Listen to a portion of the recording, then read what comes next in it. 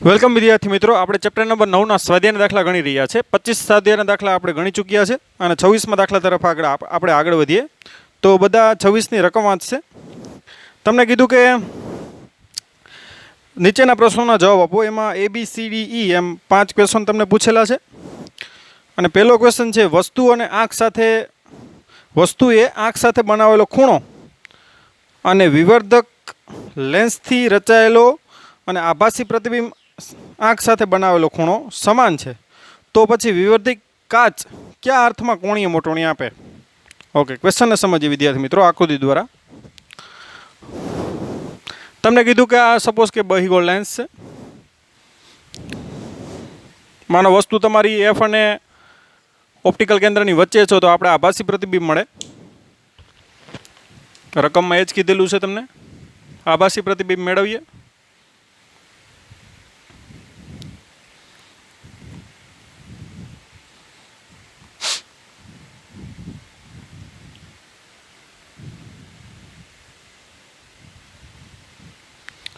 આ બંને કિરણો આ બાજુ ક્યાંય ભેગા થવાના નથી, એટલે આ પાછળ લંબાવો તમે તો પર્ટિક્યુલર આ પોઈન્ટ આગળ તમને A' મળશે અને આ B અને આ તમારું શું થાય તો કે B'। ઓકે વિદ્યાર્થી મિત્રો, તમને ક્વેશ્ચનમાં એવું કીધું કે અહીંયા જો આ વસ્તુ છે અને આ પ્રતિબિંબ છે। હવે વસ્તુએ અને પ્રતિબિંબે બનાવેલો ખૂણો કેવો છે કે તો સમાન છે, ધ્યાન આપજો। અને અહીંથી આપણે આ જોઈએ છે એટલે આ અંતર આપણે નજીક બિંદુ અંતર એટલે કેટલું હોવું જોઈએ? 25 સેન્ટીમીટર હોવું જોઈએ, તો જ આપણે એને જોઈ શકીએ અથવા તેના દૂર હોવું જોઈએ। હવે વિદ્યાર્થી મિત્રો અહીં ધ્યાન આપજો। તમને શું કીધું ક્વેશ્ચનમાં કે અવલોકનકાર છે એ વસ્તુ સાથે બનાવેલો ખૂણો અને એના આભાસી પ્રતિબિંબ સાથે બનાવેલો ખૂણો બંને કેવા છે? સમાન છે। તો કયા અર્થમાં કોણીય મોટવણી આપે? ખ્યાલ આવ્યો તમને? કેમ કે વસ્તુ સાથે બનાવેલો ખૂણો સેમ છે અને પ્રતિબિંબ મારે બનાવેલો ખૂણો સેમ છે, તો આમાં કોટિંગ બંને માટે થીટા તો સેમ છે, તો કોણીય મોટવણી કયા અર્થમાં આપી એમ? કોણીય મોટવણી એટલે ખૂણા સ્વરૂપે મોટવણી વિધિ એમ કે પહેલાં તમે આટલો ખૂણો જોઈ શકતા હતા પણ હવે આટલો ખૂણો જોઈ શકો, તો આમાં તો બંનેનો સેમ દેખાડે, તો કયા અર્થમાં કોણીય મોટવણી આપી? ઓકે વિદ્યાર્થી મિત્રો, તો જોઈએ આપણે। હવે વિદ્યાર્થી મિત્રો, જો આ લેન્સ ના હોય અને તમે એને જુઓ તો આ રીતે તમારે આ વસ્તુ છે અને તમારે અહીંથી જોવાનું છે, તો આ અંતર તમારે કેટલું હોવું જોઈએ તો કે 25 સેન્ટીમીટર। ઓકે, તો તમને આ θ0 ખૂણો મળશે અને ખૂણો કેવો મળશે? તમને નાનો મળશે। શા માટે? કેમ કે તમારે એને કેવી રાખવી પડશે તો કે દૂર રાખવી પડશે। જેમ તમે એને દૂર રાખો એમ ખૂણો કેવો થતો જાય? ઘટતો જાય। હવે આ બહિગોળ લેન્સ છે એ તમને શું એલાવ કરે એટલે શું અનુમતિ આપે તો કે વસ્તુને તમારાથી નજીક રાખવાની અનુમતિ આપે। હવે જેમ તમે વસ્તુને નજીક રાખશો, જો અહીં જોતા જાઓ તમે, આ જ વસ્તુ તમે નજીક રાખો, જેમ તમે વસ્તુ નજીક રાખતા જાઓ એમ ખૂણો શું થતો જાય? જો વધતો જાય। જો હજી તમે વસ્તુ નજીક રાખો તો હજી ખૂણો વધે, તો આ રીતે ખૂણો તમને એ રીતે વધારીને આપે। કેમ કે ડાયરેક્ટ જો તમે ખુલ્લી આંખે જોવ તો તમારે 25 સેન્ટીમીટર આવી રીતે રાખવી પડે, તો આ જે ખૂણો રચાય એ ખૂણો નાનો રચાય, પણ જો લેન્સ વચ્ચે આવી જાય આ રીતે તો આ તમને પ્રતિબિંબ અહીંયા દેખાવાનું ને ખૂણો કેવી રીતે દેખાય? આ તમને મોટો। તો એ રીતે તમે જો આ ખૂણાની મોટવણી તમને વધી કહેવાય, કેમ કે આ ખૂણા કરતાં આ ખૂણો કેવો છે? મોટો। તો એ રીતે તમે કોણીય મોટવણી સમજી શકો કે આવી રીતે બહિગોળ લેન્સ દ્વારા કોણીય મોટવણી વધારી શકાય। તો આ થઈ ગયો ક્વેશ્ચન નંબર A નો આન્સર। હવે ક્વેશ્ચન નંબર B જોઈએ આપણે। બહુ સારામાં સારો ક્વેશ્ચન છે આ।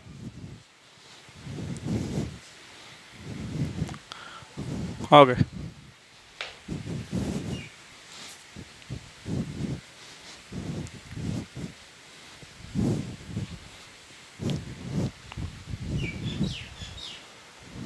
ક્વેશ્ચન સ્વાધ્યાયનો 26મો અને ક્વેશ્ચન એનો B। તમને કીધું કે સામાન્ય રીતે કોઈ પણ વ્યક્તિ વિવર્ધક કાચમાંથી વસ્તુને જોવા માટે આંખને લેન્સની ઘણી નજીક રાખે છે. જો આંખને દૂર રાખવામાં આવે તો કોણીય મેટવણીમાં ફેરફાર થાય. આપણે હમણાં જ જોયું તો આ વિવર્ધક.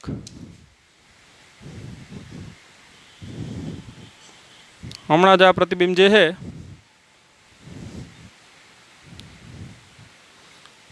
આ તમારે અવલોકનકાર, આ તમારું વિવર્ધક એટલે કે એને અભિસારી લેન્સ કે અથવા તો વિવર્ધક પણ બોલાય. અભિસારી વિવર્ધક. શા માટે વિવર્ધક? કેમ કે પ્રતિબિંબ મોટું આવે, વિવર્ધિત કરીને આપે. વિવર્ધક એટલે મોટું કરીને આપવું, અથવા તો એને શું કહેવાય? બહિગોળ લેન્સ. આ ત્રણ વસ્તુ સેમ જ છે. તો એના વડે આ જે આભાસી પ્રતિબિંબ આપણે અહીંયા દેખાય, પાછળ આ લંબાવી દો.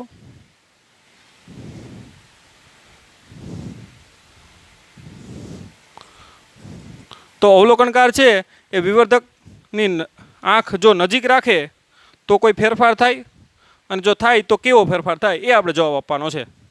તો વિદ્યાર્થી મિત્રો, જ્યારે પણ અવલોકનકાર આ વિવર્ધકની નજીક રહી અને આવી રીતે જુએ ત્યારે ફેરફાર થાય, તો કે હા ફેરફાર થાય. અને કેવો ફેરફાર થાય? તો કે મોટવણી તમારી સહેજ શું થશે? તો કે ઘટશે.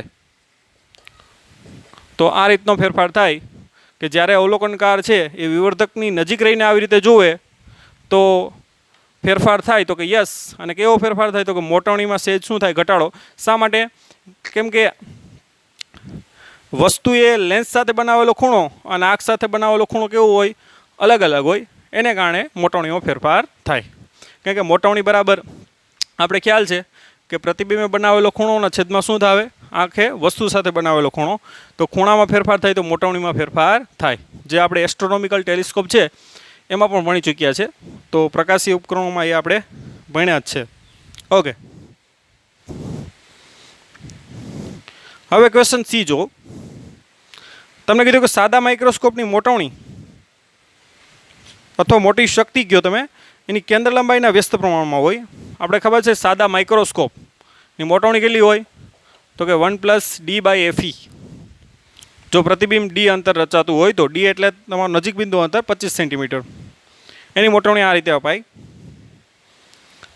એ ખબર છે કેન્દ્ર લંબાઈના શું હોય? તો કે વ્યસ્ત પ્રમાણમાં. એફી લખો, ખાલી એફ લખો, નો પ્રોબ્લેમ. તો વધુ ને વધુ મોટવણી મેળવવા માટે તમારે શું કરવું પડે? તો કે એફ નાનો લેવો પડે. તો આવું ના કરી શકાય. તો શા માટે આવું ના કરી શકાય? મેં તમને જ્યારે થિયરી ચાલી ત્યારે પણ એનું રીઝન આપ્યું હતું. વિદ્યાર્થી મિત્રો, તમારે એફ અહીં નાનો કરો તો તમારો એમ મોટો આવે, કેમ કે બંને વ્યસ્ત છે. એટલે આવી રીતે મોટવણી વધારી શકાય. મોટવણી વધારે એટલે પ્રતિબિંબની સાઇઝ શું થતી જાય? વધતી જાય, જે આપણો મોટાભાગે હેતુ હોતો હોય છે. ઓકે, પણ આવું ના કરી શકાય એનું કારણ શું? મેં તમને ત્યારે એક કીધું હતું કે એફ ચાલે છે 1/t. જો એફ તમારે ઘટાડવું હોય તો ટી એટલે લેન્સની જાડાઈ. જ્યાં ટી એટલે શું છે? લેન્સની જાડાઈ. તો એફ તમારે ઘટાડવું હોય તો ટી શું કરવું પડે? વધારવું પડે. ટી વધે તો જ તમારો એફ શું થાય? ઘટે. હવે જેમ ટી વધારો ને વિદ્યાર્થી મિત્રો, એમ લેન્સ કેવો થતો જાય? જાડો થતો જાય આવી રીતે. અને લેન્સ જો જાડો થતો જાય તો તમારું પ્રતિબિંબ કેવું થતું જાય? તો કે બ્લર થતું જાય, એટલે ધૂંધળું થતું જાય, એટલે સ્પષ્ટ રૂપે એને જોઈ શકીએ નહીં. મોટવણી વધે તો પ્રતિબિંબ કેવું થઈ જાય? ધૂંધળું. તો એનો કોઈ અર્થ રહેતો નથી. આ ઉપરાંત બીજી બે ઇફેક્ટ થાય જે તમને ખ્યાલ છે, એ પણ આપણે ટોપિકમાં કીધું હતું. વર્ણ વિફતન અને એરી રિંગ્સ. વર્ણ વિફતન અને એરી રિંગ્સ. પ્રતિબિંબ આવી રીતે રીંગો વાળું દેખાય વિવર્તનને કારણે, જેને આપણે એરી રિંગ્સ કહીએ. અને વર્ણ વિફતન એટલે અલગ અલગ કલરો છે એ અહીંયાથી અલગ અલગ કલરનું વિભાજન થાય. તમને ખ્યાલ છે કે જાંબલી રંગ પહેલાં કેન્દ્રિત થાય, કેમ કે એનું વક્રીભવનાંક વધારે હોય. પછી એ રીતે નીલો ભેગો થાય, અને છેલ્લે કયો ભેગો થાય? રેડ. એટલે આવી રીતે ફેલાયેલું પ્રતિબિંબ મળે. અલગ અલગ કલરોવાળું ફેલાયેલું પ્રતિબિંબ મળે, જેને આપણે શું કહીએ? વર્ણ વિફતન ક્રોમેટિક ઇફેક્ટ અને એરી રિંગ્સ એટલે કે વિવર્તન આવું રીંગોવાળું પ્રતિબિંબ પણ મળે. તો આવી રીતે જો કેન્દ્ર લંબાઈ લેન્સને જાડો કરો તો આ બંને વસ્તુઓ પણ શું થતી જાય, એની ઇફેક્ટ પણ વધતી જાય. તો આવી રીતે 3 અસરો પેદા થાય. કઈ કઈ? તો કે પ્રતિબિંબ ધૂંધળું થાય, વર્ણ વિફતન એટલે કલરો પ્રતિબિંબ મળે, અને રીંગોવાળું પણ પ્રતિબિંબ મળે. તો આપણે પ્રતિબિંબને સ્પષ્ટ રૂપે જોઈ શકીએ નહીં. તો આ સાદું જે માઇક્રોસ્કોપ છે એની એક શું આવી જાય તો કે મર્યાદા આવી જાય કે તમે મોટવણી અમુક મર્યાદાથી વધારી શકો નહીં. જે આપણે કહેવાય છે કે એની મોટવણી 10થી ન વધારી શકો તમે. 10 અથવા 10 કરતાં કેવી રાખવી પડે? તમારે ઓછી રાખવી પડે. તો આ રીતે એ ક્વેશ્ચનને સમજી શકો. આ તમારો ક્વેશ્ચન નંબર સી. ઓકે, હવે આપણે ડી તરફ જોઈએ આગળ.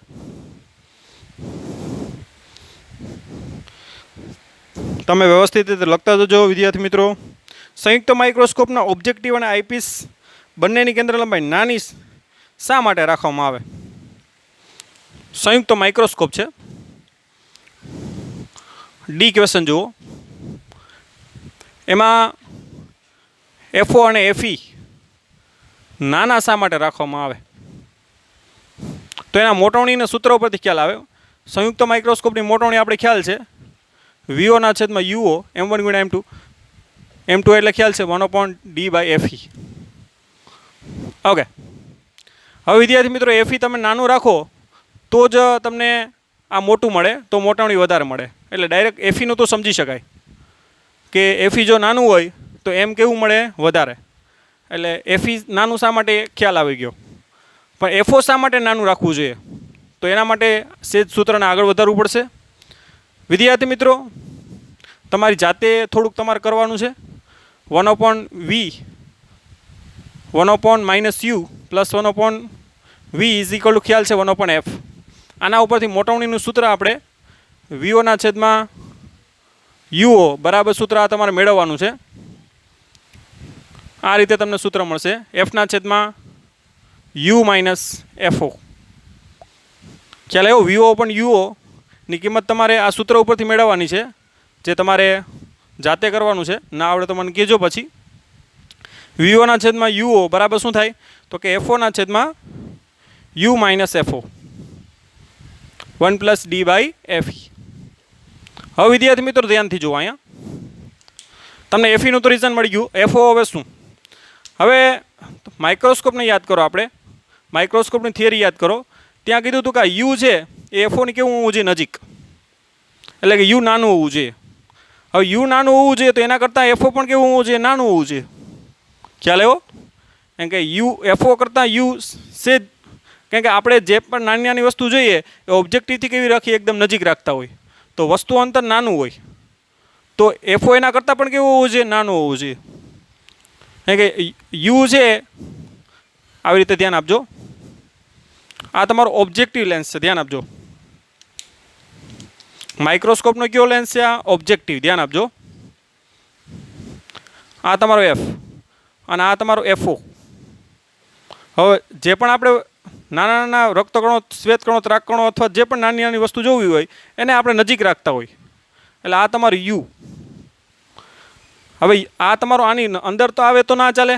એના કરતાં સેજ કેવું હોવું જોઈએ? દૂર હોવું જોઈએ. એટલે યુ નાનું હોય ને એટલે એફઓ પણ કેવું રાખવું પડે? નાનું રાખવું પડે. ખ્યાલ આવ્યો? તો જો એફઓ નાનો ન રાખો તો વસ્તુ તમારી અહીં અંદર આવી જાય તો એનો આભાસી પ્રતિબિંબ આવી જાય, તો પછી આઈપીસને મળવાનું જ નથી. ખ્યાલ આવ્યો? તો આ રીતે યુ નાનું હોવાથી એફઓ પણ કેવું રાખવું પડે? નાનું રાખવું પડે. તો એ આપણું મેઇન રીઝન છે. આવી રીતે એફઓ અને એફઈ બંને કેવા રાખવાના હોય? માઇક્રોસ્કોપમાં નાના રાખવાના હોય, તો સારી રીતે માઇક્રોસ્કોપ કામ આપી શકે. હવે નેક્સ્ટ જો લાસ્ટ ઈ કે સંયુક્ત માઇક્રોસ્કોપ છે માઇક્રોસ્કોપથી જોવામાંથી આંખને આઈપીસની અડોઅડ નહીં પરંતુ સેજ દૂર રાખવામાં આવે. શા માટે? આઈપીસ અને આંખ વચ્ચેનું આ નાનું અંતર કેટલું હોવું જોઈએ? ઓકે વિદ્યાર્થી મિત્રો, માઇક્રોસ્કોપ છે સંયુક્ત માઇક્રોસ્કોપ, એની આકૃતિ તમારે જોવાની થશે. પહેલાં તો એમાં આપણે આઈપીસથી અહીંયા આપણો આઈપીસ લેન્સ હોય આવી રીતે મોટો, અને આંખને અડોઅડ નહીં પણ સેજ દૂર રાખવાની હોય. શા માટે? કેમ કે જે પણ કિરણો આવે વિદ્યાર્થી મિત્રો એ આવી રીતે આવતા હોય. હવે તમે આંખને નજીક રાખી દો તો તમને કિરણો પૂરતા મળવાના નથી. જે પણ ઓબ્જેક્ટિવ લેન્સમાંથી આ વસ્તુ હોય એનું જે પ્રતિબિંબ મળે આના માટે વસ્તુ થઈ જાય ને એમાંથી જે આવતા બધા કિરણો છે એ આંખ સેજ દૂર રાખો ને તો જ મળે તમને. બરાબર. જો આંખ તમે નજીક રાખશો તો બધા કિરણો તમને મળશે નહીં, અને બધા કિરણો નહીં મળે તો પ્રતિબિંબ તમને એ રીતે સ્પષ્ટ દેખાશે નહીં, એની તીવ્રતા તમને ઓછી દેખાશે. તો આટલા માટે થઈ અને એ અંતર થોડુંક વધારે રાખવામાં આવે. તો સંયુક્ત માઇક્રોસ્કોપ આપણે યુઝ કરીએ છીએ બાયોલોજીની લેબમાં વધારે પડતું, ફિઝિક્સની લેબમાં પણ યુઝ થાય ક્યાંક. તો ત્યાં એનો ઉપયોગ કરતી વખતે આપણે આંખ છે એને સેજ દૂર રાખીએ તો સ્પષ્ટ રીતે આપણે પ્રતિબિંબ જોઈ શકીએ. અને એ અંતર વિદ્યાર્થી મિત્રો કેટલું રાખવું જોઈએ તો એનું કોઈ ખાસ પેલું નથી.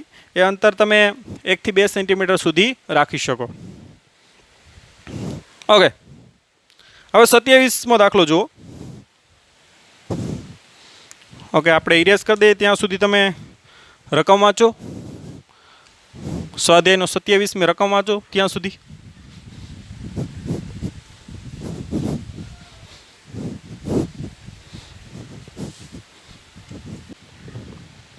ઓકે, સ્વાધ્યાયનો 27.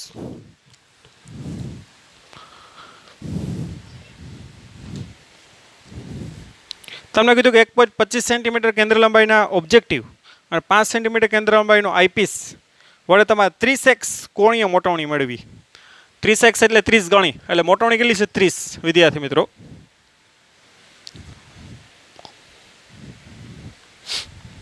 ઓબ્જેક્ટિવની કેન્દ્ર લંબાઈ આપી દીધી 1.25 સેન્ટીમીટર, આઈપીસની કેન્દ્ર લંબાઈ આપી દીધી 5 સેન્ટીમીટર.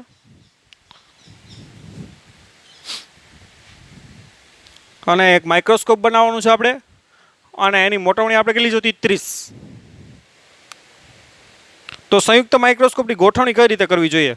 હવે ગોઠવણી એટલે શું? તો કે બે લેન્સ વચ્ચેનું અંતર મેળવવાનું.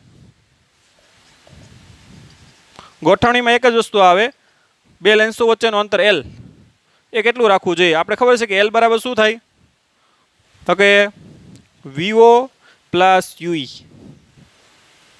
આપણે ઘણા દાખલા કરી લીધા, આકૃતિ સ્વરૂપે હમણાં જોઈએ એવું હોય તો આપણે VO અને UE મેળવવાનું છે. ઓકે, તો ચાલો મેળવીએ.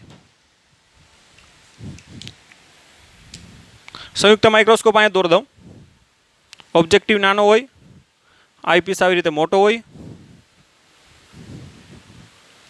ઓકે, અહીંયા તમે આવી રીતે કોઈ વસ્તુ મૂકી, અહીંયા એનું પ્રતિબિંબ આ રીતે મળે. આ તમારું ઓબ્જેક્ટિવ લેન્સ, આ આઈપીએસ લેન્સ, આ ઓબ્જેક્ટિવનું વસ્તુ અંતર અને એ આઈપીએસનું શું બની જાય? પ્રતિબિંબ અંતર. તો બંને લેન્સો વચ્ચેનું અંતર શું થાય? તો કે VO પ્લસ UE, એટલે એ આપણે મેળવવાનું છે. ઓકે વિદ્યાર્થી મિત્રો, આ તમને ખ્યાલ છે, થિયરી ઓલરેડી ભણી ગયા તમે માઇક્રોસ્કોપ. આ છે આના માટે વસ્તુ બની જાય, એનું પ્રતિબિંબ આ રીતે અહીં આપતું હતું. અને માનો કે એ D અંતરે આપે, અને D એટલે ક્યાં અંતરે? તો કે 25 સેન્ટીમીટર અંતરે. એ આપણે માન લો કે ધારી લઈએ આપણે કે આઈપીસ દ્વારા મળતું લાસ્ટ પ્રતિબિંબ ક્યાં અંતરે છે? 25 સેન્ટીમીટર અંતરે છે. એ આપણે આ દાખલામાં ધારી લેવાનું છે, કે મોસ્ટલી પ્રતિબિંબ અંતર આપણે 25 જ રચાતા હોય. ઓકે, હવે તમને આ જે મોટવણી આપી, કુલ મોટવણી આપી, તો M બરાબર શું થાય? તો કે MO ગુણ્યા ME બરાબર તમને 30 આપ્યું તમને. હવે વિદ્યાર્થી મિત્રો, ME એટલે ખ્યાલ છે 1 પ્લસ શું થાય? D/FE. એટલે ME નું આપણે કિંમત ડાયરેક્ટ મળી જાય 1 પ્લસ D એટલે 25 અને FE એટલે તો કે 5. તો એ કેટલું મળ્યું? 6. તો તમને ME 6 મળી ગયું, માટે MO મળી જાય. MO બરાબર શું થાય? 30/ME, એટલે કે 30/6, એટલે એ કેટલું મળશે? 5. તો તમને MO અને ME મળી ગયું.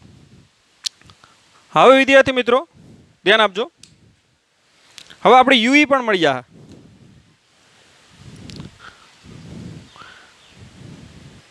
આઈપીસ લેન્સ માટે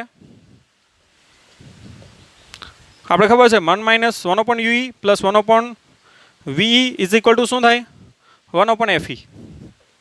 માટે 1/UE બરાબર શું થાય આ પેલી બાજુ આ બાજુ 1/VE માઇનસ 1/FE. ઓકે, હવે VE કેટલું છે વિદ્યાર્થી મિત્રો? આ કઈ અક્ષ થાય તો કે ઋણ x અક્ષ, એટલે કેટલું લેવાનું -25, એટલે 1/-25. તમારું પ્રતિબિંબ અંતર આ VE છે ને બરાબર D એ કેટલું છે 25, તો -1/25 માઇનસ FE બહિર્ગોળ લેન્સની કેન્દ્ર લંબાઈ ધન હોય, FE કેટલું આપેલ છે તો કે 5, તો 1/5.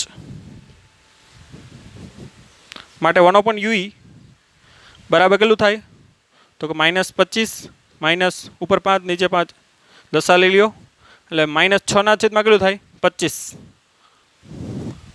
માટે તમને UE મળી જાય 25/6, અને એ અંતર તમારે કેલ્સીમાં કરીએ 25/6, સોરી એ આવશે 4.17 સેન્ટીમીટર માઇનસ. ઓકે, તો આપણે UE મળી ગયું. હવે આપણે VO મેળવવાનું ટાર્ગેટ છે, તો VO ક્યાંથી મળશે તો કે MO ઉપરથી, કેમ કે MO એટલે ખ્યાલ છે પહેલાં તો MO બરાબર શું થાય VO/UO બરાબર કેટલું આપી દીધું અહીંયા 5. માટે વિદ્યાર્થી મિત્રો અહીંયા ખાસ ધ્યાન આપજો, અહીંયા +5 લેશો કે -5? MO એટલે આની મોટવણી, આ ધન અને આ ઋણ, એટલે એની મોટવણી કેવી થાય ઋણ થાય. એટલે ખાસ તમારે ધ્યાન રાખવું પડે કે અહીંયા તમારે કેવું લેવું પડે -5 લેવું પડે. શા માટે? કે પ્રતિબિંબ તમારું કેવું છે વાસ્તવિક પ્રતિબિંબ છે, એટલે આપણે મોટવણી કેવી થાય એની ઋણ થાય. એટલે ખાસ અહીંયા ધ્યાન રાખવું પડે, નકર તમારા દાખલા જવાબ ના આવે. માટે VO બરાબર -5 કેટલું થાય UO. ઓકે,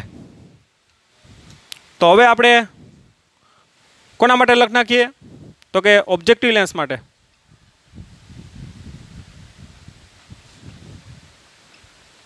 આપણે ખ્યાલ છે 1/-UO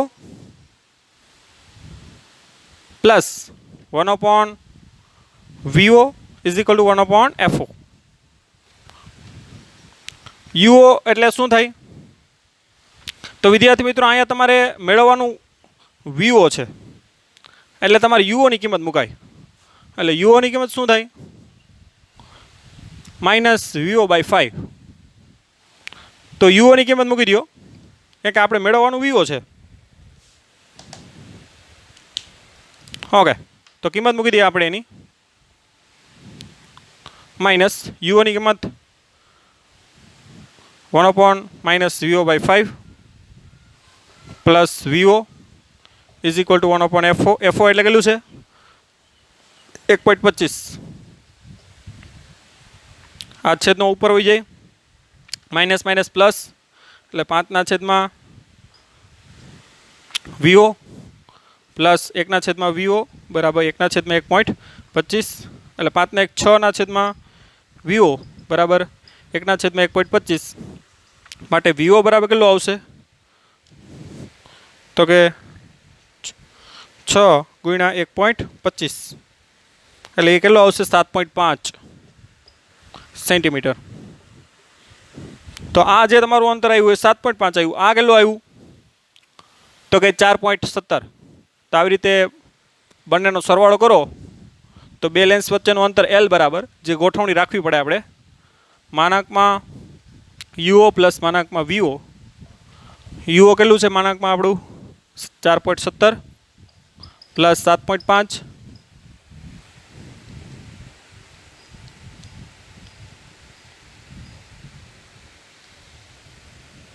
7.5 પ્લસ 4.17, તો એ આવશે 11.67 સેન્ટીમીટર. આવી રીતે બંને લેન્સો વચ્ચેનું અંતર 11.67 સેન્ટીમીટર રાખવી જોઈએ. આ પ્રમાણે તમારે ગોઠવણી કરવી જોઈએ. ઓકે, ફટાફટ આપણે લખી લ્યો. ત્યારબાદ આગળ વધીએ આપણે.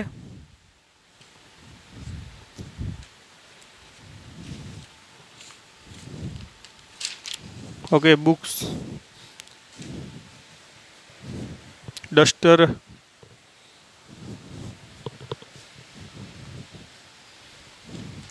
ઓકે.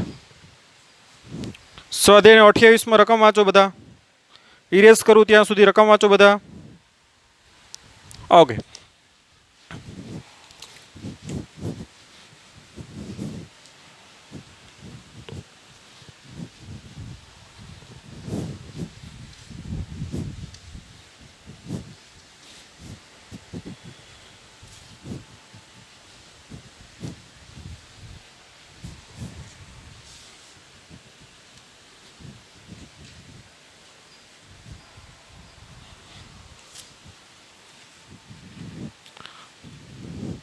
સ્વાધ્યાય 28.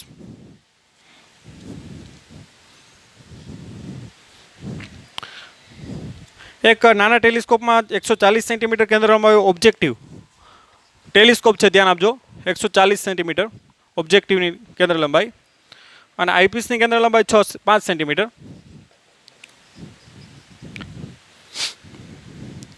તો આ ટેલિસ્કોપની મોટી શક્તિ કેટલી થાય? આપણે ખ્યાલ છે મોટી શક્તિ બરાબર શું થાય? FO upon FE બરાબર કેટલું થાય? 140/5 એટલે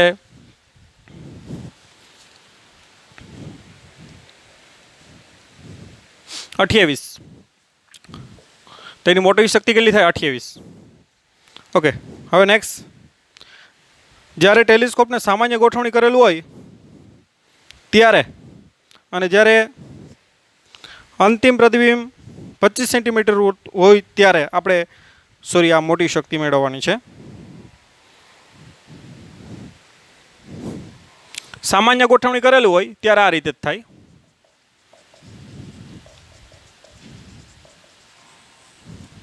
સામાન્ય ગોઠવણી એટલે પ્રતિબિંબ ક્યાં અંતરે હોય?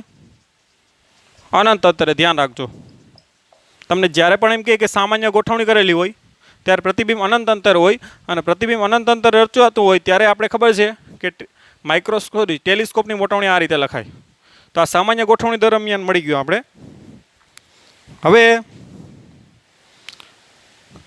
અંતિમ પ્રતિબિંબ 25 સેન્ટીમીટર અંતરે હોય ત્યારે એ સૂત્ર આપણે થિયરીમાં નથી ભણ્યા, ઘણી રેફરન્સ બુકોમાં એ સૂત્ર મેળવેલ છે. તમારે એ સૂત્ર યાદ રાખવાનું કે ટેલિસ્કોપમાં પ્રતિબિંબ નજીક બિંદુ અંતરે હોય ત્યારે મોટવણી આ રીતે આપી શકાય. એ સૂત્ર તમારે યાદ રાખવાનું છે, ધ્યાન આપજો. તો એ મોટવણી એમ બરાબર FO/FE 1+ જો માઇક્રોસ્કોપમાં D/FE આવતું હતું, અહીંયા FE/D આવશે, બાકી કંઈ ચેન્જ નહીં આવે. ધ્યાન આપજો. આ સૂત્ર તમારે મેળવવાની કોઈ જરૂર નથી, આ સૂત્ર યાદ રાખવાનું. ટેલિસ્કોપમાં જ્યારે પ્રતિબિંબ ક્યાં હોય? નજીક બિંદુ અંતરે હોય ત્યારે FO/FE 1+ FE/D આવશે. તો આપણે કિંમત મૂકી દઈએ. હવે FO કેટલું છે? 140. FE કેટલું છે? 5. 1+ 5/25 140/5 એટલે કેટલું આવશે? 5 ને 6/5. ઓકે, તો ફટાફટ કેલ્સીમાં કરીએ આપણે.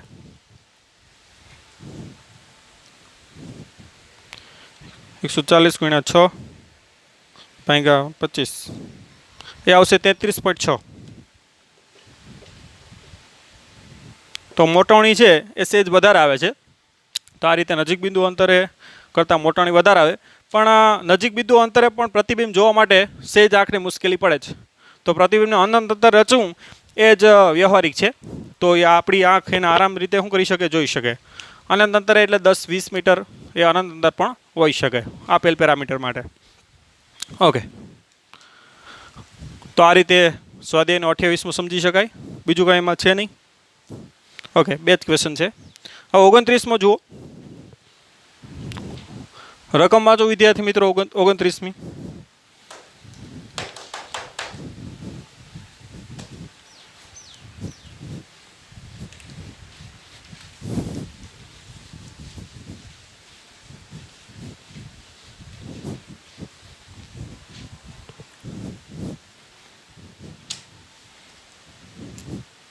29. તમને કીધું કે સ્વાધ્યાયનો જે 28મો છે એમાં ટેલિસ્કોપ અને ઓબ્જેક્ટિવ અને આઈપીસ વચ્ચેનું અંતર કેટલું છે એ માટે ધ્યાન આપજો. 28નો એ છે ને, સ્વાધ્યાયનો 28માં એમાં જે કન્ડિશન છે ને એ પ્રમાણે ઓબ્જેક્ટિવ અને આઈપીસ વચ્ચેનું અંતર આપણે ખ્યાલ જ છે, એને ટ્યુબ લંબાઈ કહેવાય. એલ બરાબર શું થાય? FO plus FE. FO એટલે ખ્યાલ છે, એમાં આપેલું છે 140 અને 5, એટલે બંને લેન્સો વચ્ચેનું અંતર કેટલું થાય આમાં? 145 સેન્ટીમીટર, જેને આપણે ટેલિસ્કોપની ટ્યુબ લંબાઈ કહીએ. આ રીતે ડાયરેક્ટ તમને મળી જાય. અને બી ક્વેશ્ચન શું પૂછ્યો કે જો ટેલિસ્કોપને 3 કિલોમીટર દૂર આવેલા 100 મીટર ઊંચાઈના ટાવરને જોવા માટે ઉપયોગ કરવામાં આવે તો ઓબ્જેક્ટિવ લેન્સ વડે રચાતા ટાવરના પ્રતિબિંબની ઊંચાઈ શોધો. ઓકે, ધ્યાન આપજો. એના માટે આપણે આકૃતિ દોરવી પડશે.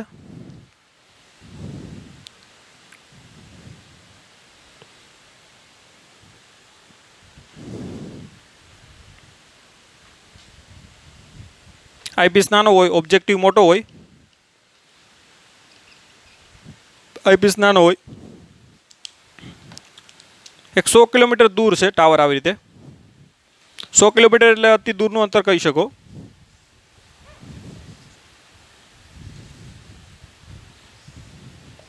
માનો કે ટાવરની ઊંચાઈ h છે, 3 કિલોમીટર દૂર અને 100 મીટર ઊંચાઈ છે ટાવરની. ટાવરની ઊંચાઈ h બરાબર 100 મીટર આપી દીધી અને એ 3 કિલોમીટર દૂર છે એટલે 3000 મીટર આવી રીતે દૂર છે. એટલે અહીંથી આવતું પ્રતિબિંબ કિરણ છે એ આવી રીતે આ રીતના હોય અને એ ક્યાં રચાશે? આના ફોકલ પ્લેન ઉપર. ધ્યાન આપજો, એટલે કે મુખ્ય કેન્દ્ર ઉપર રચાશે, કારણ કે અનંત અંતરથી આવે છે. ધ્યાન આપજો.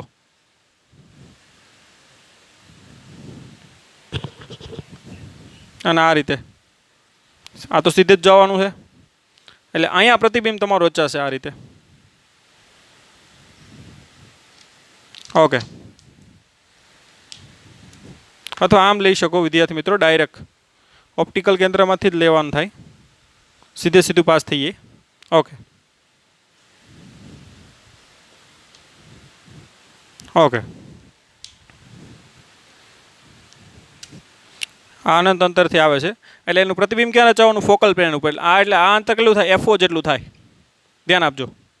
અને આ તો તમને આપી દીધું.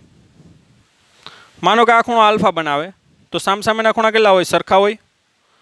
એટલે તમને શું કીધું કે આઈપીએસ દ્વારા જે મળે ને લાસ્ટમાં એની આપણે સાઇઝ મેળવવાની. પહેલાં આની સાઇઝ તો મેળવી લઈએ. માનો કે આની સાઇઝ H' થાય તો પહેલાં H' મેળવી લઈએ આપણે. તો આ બાજુ ખબર છે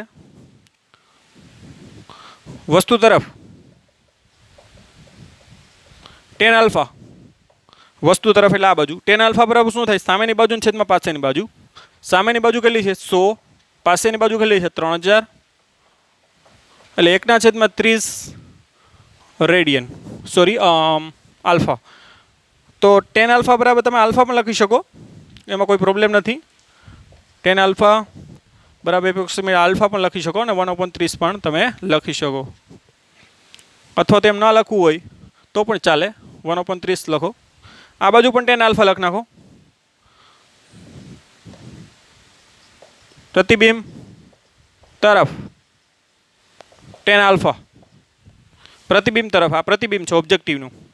શું થાય તો કે સામેની બાજુ H' ને પાસેની બાજુ શું થાય? FO. માટે H' બરાબર FO tan આલ્ફા. FO કેટલું છે આપણી પાસે? તો કે FO કેટલું છે? 140.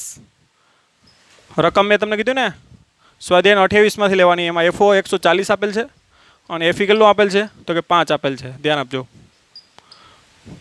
તો 140 માટે H' બરાબર આ 0 કટ 14/3 સેન્ટીમીટર. આ પ્રતિબિંબની ઊંચાઈ આવી પણ ઓબ્જેક્ટિવ આપી એ આવી. હવે આના દ્વારા જે મળે ને એ આપણે મેળવવાની છે. ખ્યાલ આવ્યો તમને? આ તમને ઊંચાઈ મેળવવા નથી કીધી, તમને એમ કીધું ને ઓબ્જેક્ટિવની ઊંચાઈ મેળવો તો આ મળી ગઈ, પણ તમને લાસ્ટ તમે પ્રતિબિંબ જોવો ને એની ઊંચાઈ મેળવવાની. તો પહેલાં આઈપીસની પ્રતિબિંબ મોટવણી મેળવી લઈએ. આઈપીસ લેન્સની મોટવણી. ખ્યાલ આવ્યો? કેમ કે આ એના માટે વસ્તુ થઈ જાય, એનું ઊંચાઈ એચ ડેશ અને આની ઊંચાઈ ડબલ એચ ડેશ, એટલે ડબલ એચ ડેશ મેળવવાનું. તો આ મોટવણી એમી મેળવી લે. ખ્યાલ આવ્યો તમને? કે એમી બરાબર શું થાય? તો કે એચ ડબલ ડેશના છેદમાં એચ ડેશ. તો આઈપીસની મોટવણી પહેલાં તો મેળવવી પડે, જે આપણે ખ્યાલ છે 1 + d/fe, અને 1 + d એટલે આપણે ખબર છે 25 છે આના માટે, અને fe એટલે 5, તો એ કેટલી છે? 6 છે. અને એમી બરાબર શું લખાય? તો કે એચ ડબલ ડેશના છેદમાં શું લખાય? H dash. આપણે તો ડબલ એચ ડેશ મેળવવાનું. આ પ્રતિબિંબ આના માટે શું થઈ વસ્તુ, તેના માટે મોટવણી શું લખાય? આ રીતે લખી શકો. માટે એચ ડબલ ડેશ બરાબર એમ એચ ડેશ. એમ એટલે 6, એચ ડેશ એટલે 14 ના છેદમાં 3, આ 2, 14 × 28 સેન્ટીમીટર આવશે. આવી રીતે તમને લાસ્ટ જે પ્રતિબિંબ મળે આઈપીસ દ્વારા, એના પ્રતિબિંબની ઊંચાઈ કેટલી મળશે? તો કે 28 સેન્ટીમીટર. તો આવી રીતે વિદ્યાર્થી મિત્રો તમે લાસ્ટ પ્રતિબિંબની ઊંચાઈ મેળવી શકો. તો આવી રીતે ટાવરની ઊંચાઈ તમને જે દેખાશે એ 28 સેન્ટીમીટર દેખાશે. 100 મીટરનું ટાવર છે અને 28 દેખાવાનું છે તમને. ઓકે, કેમ કે એ દૂરના અંતરે છે.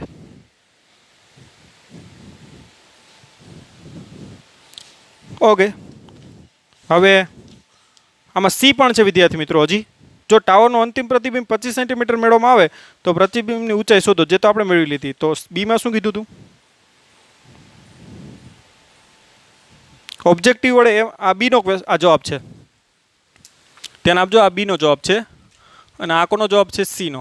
ઓબ્જેક્ટિવ દ્વારા મળે તો એ 14/3 મળે પ્રતિબિંબની ઊંચાઈ, અને આઈપીસ દ્વારા 28 મળે. ઓકે, તો આવી રીતે ક્વેશ્ચન. આ એ નો જવાબ, આ બી અને આ સી.